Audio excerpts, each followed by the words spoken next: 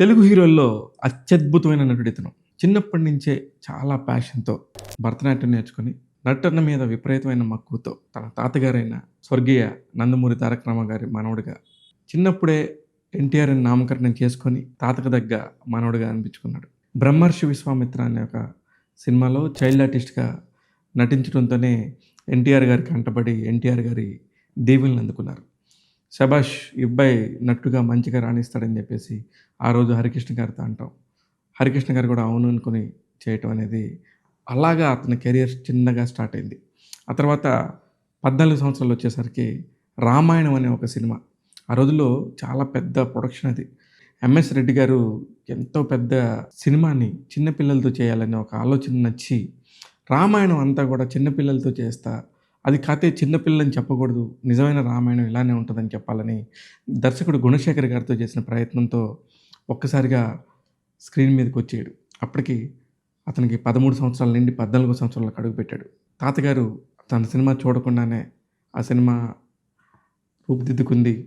తాతగారు పోయిన సంవత్సరంలోనే ఆ సినిమా గూడా రావటం జరిగింది. అప్పటికి తాతగారు ఉన్నారు, ఇతను హీరోగా నటిస్తున్న సంగతి ఆయనకి తెలుసు. కానీ ఈయన సినిమాని మాత్రం మిస్ అయిపోయారు తాతగారు. ఆ లోటు ఎన్టీఆర్ గారికి ఎప్పటికీ ఉంటుంది. ఇకపోతే ఇంక ఎన్టీఆర్ గారి ప్రభంజనం ఎప్పుడు స్టార్ట్ అయింది. ఇలా జరుగుతున్న టైంలోనే దర్శకుడు విఆర్ ప్రతాప్ గారు, రామోజీరావు గారు కలిసి ఈ అబ్బాయిని హీరోగా పెడితే బావుంటదని చెప్పేసి 'నిన్ను చూడాలని' అనే ఒక సినిమాతోని తన కెరియర్‌ని స్టార్ట్ చేశాడు జూనియర్. ఆ తర్వాత రాఘవేంద్రరావు గారు ఈ అబ్బాయి చాలా బాగున్నాడు, నాకెందుకో పెద్ద స్టార్ అవుతాడేమో అని చెప్పి తన శిష్యుడు రాజమౌళి దగ్గరికి తీసుకెళ్ళి ఇతనితో బావుంటదని చెప్తే హీరోకి ఉండే లక్షణాలు పరిపూర్ణంగా ఉన్నాయని చెప్పి నమ్మిన రాజమౌళి 'స్టూడెంట్ నంబర్ వన్'తో జూనియర్ ఎన్టీఆర్‌తో జతకట్టాడు. ఆ 'స్టూడెంట్ నంబర్ వన్' సినిమాతోనే తన కెరియర్‌కి అప్పుడే టీనేజ్ దాటుతున్నాడు. 18 ఇయర్స్ వస్తా ఉన్నాయి. ఒక్కసారిగా తన కెరియర్‌కి కావాల్సినయన్నీ కూడా నేర్చుకుని పర్ఫెక్ట్‌గా నేను హీరో మెటీరియల్ అని చెప్పి ప్రూవ్ చేసుకున్న సినిమా 'స్టూడెంట్ నంబర్ వన్'. నటుడుగా మాత్రం ఏ రోజు ఎన్టీఆర్ డౌన్ అవ్వలేదు. నటుడుగా హిస్ మ్యాసివ్. ఎందుకు మ్యాసివ్ అంటున్నానంటే, చిన్నప్పుడే 'ఆది' లాంటి ఒక మాస్ మసాలా సినిమాతోని ఎంట్రీ ఇచ్చి కమర్షియల్ సినిమా ఫార్ములాకి పర్ఫెక్ట్ నిదర్శనంగా నిలిచిన సినిమా 'ఆది'. ఇమ్మీడియేట్‌గా మళ్ళీ రాజమౌళి గారితో మరోసారి జతకట్టారు. 2003లో 'సింహాద్రి' అనే సినిమా సంచలన విజయం సాధించింది. 2002లో ఆ ఇయర్ మొత్తానికి సంబంధించి 'ఆది' సినిమా రికార్డులు బద్దలు కొడితే, ఆ తర్వాత వచ్చిన 'సింహాద్రి' సినిమా కూడా నెక్స్ట్ లెవెల్‌కెళ్ళిపోయింది. 20 సంవత్సరాలు నిండే టయానికి ఎన్టీఆర్ ఫేమ్ ఎక్కడికో వెళ్ళిపోయింది. ఇంక అక్కడి నుంచి ఇప్పటి వరకు కూడా ఆయన ఎప్పుడు వెనక్కి తిరిగి చూసుకోలేదు. ఇప్పుడు 42 సంవత్సరాలు పూర్తి చేసుకున్నాడు ఎన్టీఆర్. 2011లోనే తన వ్యక్తిగత జీవితమైన వివాహంలో ప్రణతి గారిని పెళ్లి చేసేసుకొని ఇద్దరు మగపిల్లలు జన్మనిచ్చారు. ఇకపోతే సోషల్ మీడియాలో కూడా చాలా చాలా ఇంపాక్ట్‌గా ఉంటాడు. ఏ విషయాన్నైనా సరే రెగ్యులర్‌గా ఇదివరకట్లాగా వచ్చి మీడియా ముందుకొచ్చి మాట్లాడటం కానీ ఏమి చేయడు. దానికి కారణం ఏంటంటే, ఒక చిన్న పోస్టర్ రిలీజ్ చేసినా సరే దాని గురించి ఒక 100 రకాల ఆర్టికల్సు, వేల రకాల మీమ్స్, కొన్ని వందల లక్షల మంది చూసే వ్యూవర్సు ఇవన్నీ కూడా ఉండటంతోని ఎక్కడా కూడా ఇప్పుడొచ్చి బయటకొచ్చి మాట్లాడాల్సిన పరిస్థితి లేదు. అలాగా అతని స్టార్డమ్ పెరిగిపోయింది. చాలా సినిమాలు కూడా ఫ్లాప్ అయి ఉన్నాయి. అయినా కూడా ఎందుకు అతని స్టార్డమ్ పెరిగిపోయిందంటే, ప్రతి ఒక్క దగ్గర కూడా ఆయన బయటికెళ్ళాడు అంటే గనక లక్షల మంది ఫాలోవర్స్ తనని ఫాలో చేస్తూ ఉంటారు. ఒకసారిగా నందమూరి ఫ్యామిలీ మొత్తం కూడా అడాప్ట్ చేసుకోవటం మొదలుపెడతారు. ఇక్కడ ఒక టాపిక్ చెప్పాలి. నందమూరి ఫ్యామిలీ అంతా కూడా అడాప్ట్ చేసుకుంటారు అన్నాను గానీ, నందమూరికి సంబంధించిన అన్ని విషయాల్లో ఎందుకు పాల్గొనంటే, ఎవరైనా సరే మనల్ని ఆహ్వానిస్తే ఆహ్వానానికి వాల్యూ ఉంటది. కానీ ఎందుకనో గానీ నందమూరి హరికృష్ణ గారి రెండవ భార్య సంతానం అవ్వటం వల్ల ఫస్ట్ నుంచి గూడా కొంతమంది నందమూరి ఫ్యామిలీ వాళ్ళు గానీ, నందమూరి వారసులు గానీ, మొదటి నుంచి గూడా ఆయన్ని దూరం పెడుతూ వచ్చారు.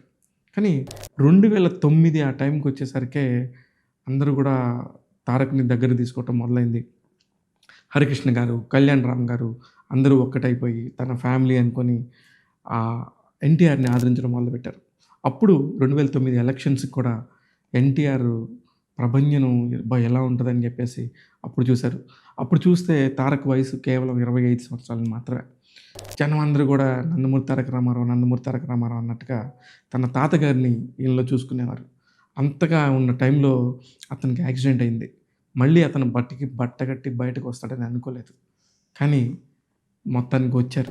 ఆ తర్వాత నుంచి ఆయన కెరీర్ అంతా మారిపోయిందనే చెప్పుకోవాలి.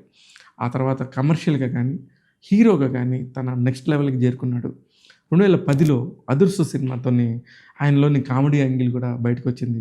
ఇప్పటికి గూడా కామెడీకి సంబంధించిన బిట్స్ ఏదన్నా ఉంటే టాప్ 10లో 100% ఇండియన్ సినిమాకి సంబంధించి 'అదుర్సు' సినిమా కంపల్సరీ ఉంటుంది. అంత బాగా తనను తాను మోల్డ్ చేసుకున్నాడు జూనియర్ ఎన్టీఆర్. ఆ తర్వాత వచ్చిన 'బాద్‌షా' అయ్యుండొచ్చు. ఆ తర్వాత 'నాన్నకు ప్రేమతో', 'జనతా గ్యారేజ్', 'అరవింద సమేత వీర రాఘవ' వచ్చే టయానికి తన స్థాయి మారిపోయింది. మీడియాలో గూడా ఎక్కడైనా సరే అతను వస్తున్నాడంటే ఒక సంచలనం ఉండేది. ఒక కమర్షియల్‌గా ఎన్ని వందల కోట్లు పెట్టినా ఖచ్చితంగా మళ్ళీ వెనక్కి వస్తదనే ఒక నమ్మకం తీసుకొచ్చింది. 4 సంవత్సరాల గ్యాప్ తీసుకొని 'అరవింద సమేత' తర్వాత తను చేసిన సినిమానే 'ట్రిపుల్ ఆర్'. 'ట్రిపుల్ ఆర్' గురించి ప్రత్యేకంగా చెప్పాలి. ఎందుకంటే భారతదేశానికి ఆస్కారం తేవడమే కాదు, నటులుగా వీళ్ళ స్థాయిని మరింత పెంచింది. వీళ్ళ కోసం సెపరేట్ ఒక ఫ్యాన్ బేస్‌ని క్రియేట్ చేసింది. ఎందుకు అంటే రాజమౌళి గారు ఎప్పుడూ ఒక స్ట్రాటజీ ఫాలో అవుతారు. మనం చేసిన ప్రొడక్ట్‌ని ఎంత మార్కెటింగ్ చేస్తే ఆ ప్రొడక్ట్‌కి వాల్యూ యాడ్ అవుతదని. ఖచ్చితంగా అది నిజం.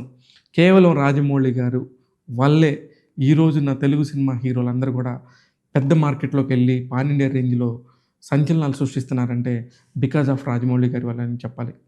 అలాగా రాజమౌళి గారు 'ట్రిపుల్ ఆర్' సినిమాతోని ఒక పక్క రిలీజ్‌తో పాటు సంచలన విజయం సాధించడమే కాకుండా తర్వాత కూడా ఆ సినిమాని ప్రమోట్ చేస్తూ అనేక భాషల్లోకి తర్జుమా చేస్తూ అక్కడ కూడా విజయం సాధించడంతోని అక్కడికి కూడా ఎళ్లి మార్కెటింగ్ స్ట్రాటజీని అంతా కొనసాగించడమే పెద్ద విజయంగా చెప్పుకోవాలి. ఇప్పుడు ఎందుకు ఆ విజయం గురించి మాట్లాడుతున్నాను అంటే, ఆ సినిమా తర్వాతే ఫస్ట్ టైమ్ 'హృతిక్ రోషన్‌తో' కలిసి మరో హీరోగా 'నందమూరి తారక రామారావు' బాలీవుడ్‌లోకి ఎంట్రీ ఇచ్చారు. 'వార్ 2' అనే సినిమాని ఎప్పుడొస్తుందని చెప్పి అందరూ ఎదురు చూస్తున్నారు. ఒక పక్క బాలీవుడ్ ప్రేక్షకులు కూడా చాలా ఆసక్తిగా ఉన్నారు. జూనియర్ ఎన్టీఆర్ వర్సెస్ 'హృతిక్ రోషన్' లాగా ఉండబోతుంది. లేదు, ఇద్దరు కూడా స్క్రీన్ మీద సందడి చేయబోతున్నారు. అయాన్ ముఖర్జీ తను 'బ్రహ్మాస్త్ర' సినిమాని కూడా తెరకెక్కించిన దర్శకుడు. ఆ దర్శకుడు చాలా క్రియేటివ్‌గా ఉంటాడు. చాలా పెద్ద పెద్ద బ్యానర్‌లో చేస్తా ఉంటాడు. ఇంకా ఇంకొకటి చెప్పాలంటే యష్‌రాజ్ ఫిల్మ్స్ వాళ్ళు ఈ సినిమాని తెరకెక్కిస్తున్నారు. ఆదిత్య చోప్రా అంటే మీకు గుర్తుంటే 30 సంవత్సరాల క్రితం వచ్చిన 'దిల్‌వాలే దుల్హనియా లే జాయేంగే' సినిమాకి దర్శకుడాయన. అక్కడి నుంచి ఈ రోజు వరకు కూడా యాష్‌రాజ్ ఫిలిమ్స్ అనగానే భారతదేశం మొత్తం గర్వించే ఒక నిర్మాణ సంస్థ. ఆ నిర్మాణ సంస్థలో ఒక తెలుగు హీరో ఎళ్లి అక్కడ తన స్థాయిని చెప్పడం అనేది చాలా పెద్ద విషయం. ఇకపోతే ఇంటర్నేషనల్ స్థాయిగా కూడా జపాన్‌లో కూడా ఎన్టీఆర్‌కి ఫ్యాన్స్ ఉన్నారు. అందుకనే జపాన్ వెళ్ళి తన సినిమా రిలీజ్ అయినప్పుడు అక్కడ ప్రజలను కూడా కలిసి కొన్ని వందల స్క్రీన్‌లో ఆ సినిమాలు రిలీజ్ అవుతున్నాయి. అంటే రాష్ట్ర స్థాయిని దాటి, దేశ స్థాయిని దాటి అంతర్జాతీయ స్థాయికి తీసుకెళ్ళిన ఘనత మన రాజమౌళి గారు మార్కెటింగ్ స్ట్రాటజీ అయితే, మన నటీనటులు కూడా ఎంతో ఓపికగా అక్కడికెళ్ళి వాళ్ళందరినీ కూడా ఎంటర్‌టైన్ చేస్తూ తమ సినిమాని మార్కెటింగ్ చేయటం అనేది పెద్ద విషయం. ఆ విషయంలో నిజంగా hats off to junior. NTR గారు ఎప్పుడు కూడా అలానే తన సినిమాని బతికించుకోవటం కోసం చాలా కష్టపడుతూ ఉంటారు. ఇకపోతే రీసెంట్‌గా విడుదలైన 'దేవర' సినిమా గురించి మాట్లాడాలి. 'దేవర' సినిమాని రివ్యూస్ వచ్చేసరికి మిక్స్డ్ రివ్యూస్ వచ్చినప్పటికీ కూడా తన స్టామినాతో, కేవలం హీరో స్టామినాతోనే దాన్ని 500,00,00,000 గ్రాస్ సాధించడం అనేది చాలా పెద్ద విషయం. అలాగే ప్రశాంత్ నీల్‌తో కూడా సినిమా చేస్తున్నారు. ఈ సినిమాలన్నీ కూడా ఇంటర్నేషనల్ స్థాయిలోనే విడుదలవ్వటం అనేది మనం చూడబోతాం. అతి త్వరలో జరుగుతుంది అదంతా కూడా.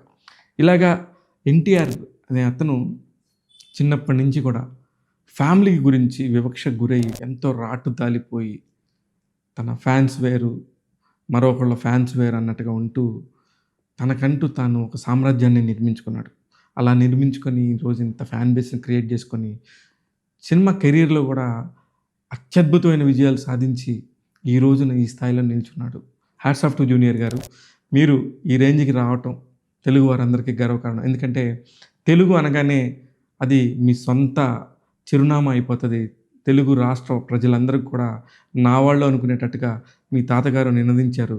అందుకే తెలుగు రాష్ట్రాల వాళ్ళంతా కూడా మిమ్మల్ని ఎప్పటికీ అభిమానిస్తుంటారు. 42 సంవత్సరాలు పూర్తి చేసుకొని 43వ సంవత్సరంలోకి ఎంట్రీ ఇస్తున్న జూనియర్ ఎన్టీఆర్ గారికి మనస్ఫూర్తిగా శుభాకాంక్షలు చెప్తుంది టాక్ తెలుగు యూట్యూబ్ ఛానల్. ఇప్పటివరకు జూనియర్ ఎన్టీఆర్ గారి గురించి నాకు తెలిసినయన్నీ నేను చెప్పాను.